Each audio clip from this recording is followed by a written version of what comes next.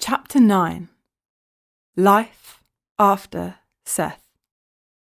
"This is Late Night Live with Speldig's Live!" echoed the voiceover. "Streaming live to over 50,000 different species on over 1,000 planets in all 10 dimensions. A special welcome to our latest subscribers, the Velodians, the Smoonians, and the Hellbrons. We hope you enjoy the show. Without further ado, here is your host with the most, the one, the only, Speldig's Live!" The seated audience erupted with huge applause. Speldig came running into the studio, his 20 table tennis bat hands offering quick high fives to many of the front row audience members as he brushed past them. He took his seat behind a snazzy-looking desk that doubled as an interactive advertising billboard. Speldig signalled for the obligatory drum roll. When this was complete and the audience settled, he spoke. "Welcome one and all," he smiled. "With us in the studio this evening we have Mullum Peltzing and his latest travel guide to Dimension 4. The audience applauded. Thank you. We also have Flugel Zem and his latest domestic chores android, the long-awaited DCA-3. The applause continued. Thank you, but first, please, make welcome to the stage the one we have all been waiting to hear from, the last survivor of the Sethonian species, an eligible bachelor, if you don't mind crossbreeding, Neuro Synapse!" Neuro was wheeled into the studio in a fully enclosed, triple-glazed glass capsule that resembled the Pope-mobile. He assumed that they'd put him into this contraption to protect him from being mobbed by the adoring audience. He was sure that there would be several groupies wanting to be with him. After all, he was the one and only Sethonian left. He was a limited edition, of Rolls-Royce quality, one of a kind. He was an outright celebrity, dare he say, a star. In truth, Speldig had been briefed on Neuro's repulsive smell well in advance, and had refused to do the interview unless he was suitably protected from the moving, breathing stench ball.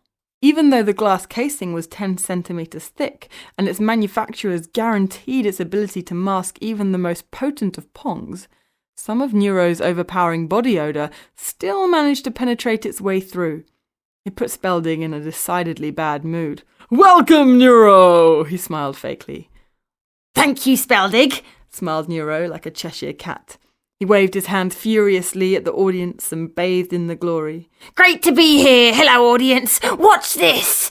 Neuro couldn't help himself. He had to show off by hovering his way to the top of his glass enclosure. "You see, Speldig, I'm whipping evolution's ass." Yeah, replied Speldig rather coldly. "Now, tell me something, Neuro. How are you doing?" This specific question was to prove to be very costly for all parties involved. Neuro spent the rest of the time allocated to him giving a blow-by-blow account of how he was doing. It was like listening to an elderly person ramble on about their ailing health and numerous mystery illnesses, like listening to a detailed lecture on the anatomy of a Sethonian. The audience were bored to tears. Many stood up and left. Speldig tried desperately to interrupt Neuro and change the direction of the conversation towards his great escape from Seth. Neuro refused to be interrupted, however, and kept contemptuously waving Speldig away. It was his time to shine, not Speldig's. By the time Neuro had finished describing his painful bowel movements and the probable cause of his green acidy urine, his slot was over and he found himself being unceremoniously wheeled out. "Wait!" he screamed, flailing his arms as his enormous head smashed against the sides of the glass enclosure. "I haven't even got to my kidneys yet!" "Well done, Domehead!" screamed Speldig. "You've managed to clear my entire audience!" "Is that a record?" asked Neuro, smirking. Having had all of his other scheduled talk show appearances cancelled as a result of this fiasco, Neuro gradually faded into obscurity. There were no book or movie offers forthcoming, and his journal was about as useless as a telephone directory. His story had lost its appeal, and the Sethonians were no longer a topic of interest. They were has-beens. The bizarre sudden doubling of the Pludian population overnight was now the story of the hour. From this point onwards, Neuro drifted fairly aimlessly from planet to planet and dimension to dimension in his subatomic particle thrust spacecraft. Every place he visited was considerably less sophisticated than Seth had been. It was like stepping way back in time. The creatures that he met along the way were all complete morons. He was convinced that there was more intelligence in one of his Sethonian brain cells than any of them had in their entire pathetic excuses for brains. This makes me at least 1,700 million times smarter than any of them, he thought proudly to himself and gently massaged his lily-white scalp. He earned a very decent living wherever he went by creating useful, new technological gadgets for all of these vastly less intelligent, primitive species. He put vacuum-tight patents in place for all of his inventions so as to ensure that future royalties flowed his way. He could not believe that the Smoonians had been using plasma and LCD technology all this time. This archaic medium had been replaced by CWC, color wave capture technology, on Seth over 20 years ago. They in turn could not believe how bad Neuro ponged. Why is a creature so capable of making new discoveries so incapable of discovering soap? Laughed King Smoonelli wryly. It had taken an entire team of his best royal maids and servants several hours to clean, disinfect and deodorize his royal chamber after Neuro's last visit. Next time he comes, I shall conduct the meetings outdoors. Do you think he would take offense if I wore an oxygen mask over my crown? Neuro was also stunned that the flume bees were still using solar panels instead of hydromagnetic panels. His brilliant hydromagnetic modifications to their existing power grids more than trebled their energy capture capabilities instantaneously. He achieved this feat of genius on only his second visit to Flume. He thought it quite odd that on this occasion their king insisted that the two of them sit on opposite ends of the enormous 70-seat table, and that they have a blaring loud, overly powered, industrial-sized fan going at full speed for the entire meeting despite it being the middle of winter. The fan was pointing in Neuro's direction, and twice lifted his scrawny frame from its seat and plastered him flush against the back wall. It also turned communication into an all-out screaming match and made reading and exchanging contracts exceedingly difficult. Pages kept flying all over the place. Neuro's reputation as the smelly genius was spreading like wildfire. His services were soon in high demand. Sales of fans, oxygen masks and disinfectant products always surged days before his arrival. Whilst the lavish praise that Neuro was receiving for his intellect was nice, and his growing wealth allowed him to live well, he still felt hollow inside. He felt like he was destined for a greater purpose in life than being a glorified inventor.